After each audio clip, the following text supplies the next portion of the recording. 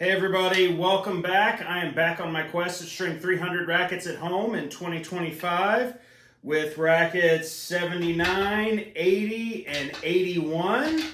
These are the same rackets that were strung in the video on rackets 24, 25, 26. They're a Blade 98, 16, 19 for a local high school player.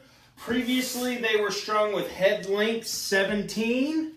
This time they gave me the Head Gravity Hybrid set that is a 17 gauge triangular main and an 18 gauge circular cross. But they do want them strung at the same tension of 45 pounds. So we'll get to that. Rackets 79, 80, and 81 on the year coming up. For me, work for me, work the body for me, work it. Get down, get down, get down, get down, get down, get down, get down,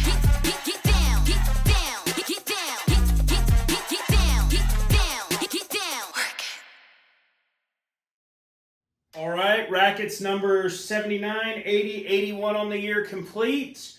3 Blade 98, 16, 19s with head gravity at 45 pounds. I had kind of forgotten how much I load this string. There are a handful of strings that are on my list of stuff that I kind of won't do and will turn away if they're a new customer, but this guy's an existing client, and between him and his son and his daughter, I do a lot of rackets for him a year, but frankly, the string sucks. The 17 gauge is a bald-faced lie. It is absolutely not that thin. Similar to the Y-Tex Shark Bite stuff that they advertise as an 18 gauge. Bet if you put a micrometer on it, it's closer to like a 15 gauge. Same with this stuff, because in one of these rackets, the barrel is broken right there. You may not be able to see it on the camera here, but the barrel on the grommet is broken. And the string is actually touching the graphite. And that's not best practice, because over time that string will eat into the graphite and actually cut a hole in the frame, which damages the structural integrity of the frame. Typically I would tube that with a little piece of nylon or Teflon tubing. The string is so thick I couldn't get the tubing onto the string.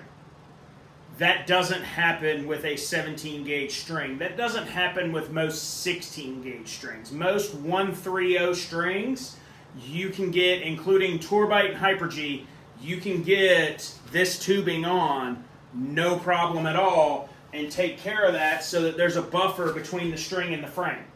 So this stuff sucks because it's not what it's advertised as, and because, frankly, it's a marketing gimmick. I don't think it's actually that spinny. I think you do better with a Black Code 4S, a Polytour Spin, a Hyper-G Tourbite Confidential, probably even their new Mach 10 that I haven't tried yet. I think a lot of the other shape strings do it a lot better than this stuff. But this is what they gave me, so this is what I did. And I'll also be texting him based on not just that grommet being worn out, but you can see along the edges of the frames here, there's no bumper guard there. There's no bumper guard there. There's no bumper guard there. There's no bumper guard there. Need to get that fixed to protect the frames, because a frame now is approximately $249, $259, $269, depending on the brand, so you're somewhere in the $250 ballpark. A grommet set's somewhere between $8 and $10 typically. Unless it's something that's super old and discontinued and you're having to get it from the one guy that's got like a stockpile of 40,000 grommets from years and years ago, and you're not getting them at average market normal value where you're buying them directly from like a Tennis Warehouse or even from Wilson, Dunlop, Head, whoever. Typically a grommet set's only between $8 and $10. When I buy new rackets myself, I immediately get grommet sets for them because I dig out low balls and I don't have a problem scraping the racket against the ground. So I go ahead and get grommet sets so that I have them in reserve for my particular rackets. This isn't one I have, but all three of these rackets need grommet sets to protect them and give them a little more life, which ultimately is what we're going for when we're talking an additional $10 versus having to purchase an entire new racket.